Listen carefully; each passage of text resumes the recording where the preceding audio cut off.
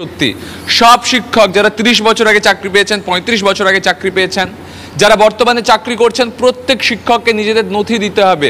প্রধান শিক্ষক মারফত সেই নথি পৌঁছাবে ডিআই এর কাছে। ডিআই সেগুলোকে ভেরিফিকেশন করবেন এবং তারপর কার্যত জানা যাবে কারা যোগ্য শিক্ষক, কারা অযোগ্য শিক্ষক। সেটা 30 বছর আগে হলেও তাকে নথি জমা দিতে হবে। এবং এই গোটা প্রসেসটা কেন হচ্ছে না, বিচারপতি বিশ্বজিৎ বসুর একটা অর্ডারকে, নির্দেশকে হাতিয়ার করছে রাজ্য সরকার এবং তারা সেই মতন কিন্তু সেই অর্ডারটাকে কমপ্লাই করছে। দেখো, শিক্ষক নিয়োগে যে বেনিয়ম হয়েছে তা পদে পদে ধরা পড়েছে। মুর্শিদাবাদে এরকম একটা বেনিয়ম হলেও সেটা 30 বছর আগে, 35 বছর আগে যারা এখনো চাকরি করছেন বা যারা শিক্ষক ছিলেন কোনোভাবে এই রাজ্যে, তারা প্রত্যেকে নথি দেবেন। এর যুক্তি নিয়েই তো প্রশ্ন থাকতে পারে। আদালতের নির্দেশের মূল মর্মার্থটা বুঝতে হবে তো।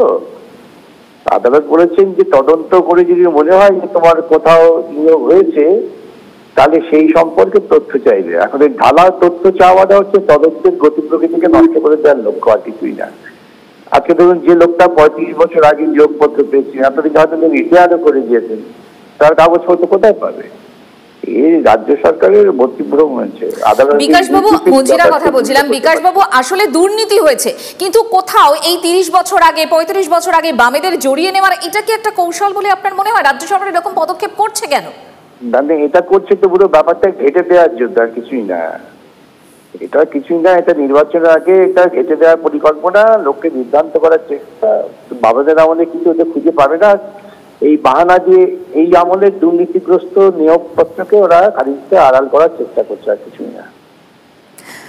বেশ, অনেক ধন্যবাদ। বিকাশ রঞ্জন ভট্টাচার্য আমাদের সঙ্গে ছিলেন। এবং 30 বছর আগে যে প্যানেল অ্যাপ্রুভড হয়েছিল, 35 বছর আগে ধরুন কোনো প্যানেল অ্যাপ্রুভড হয়েছিল, সেই কাগজপত্র স্কুলের প্রধান শিক্ষকরা, তৎকালীন প্রধান শিক্ষকরা যারা এখন সবাই অবসর গ্রহণ করেছেন, তারা সেগুলো স্কুলের মধ্যে রেখে গেছে কিনা।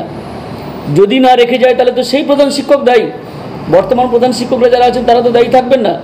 তাহলে এই ডেটা যদি না খুঁজে পাওয়া যায়, তাহলে সেক্ষেত্রে কী হবে?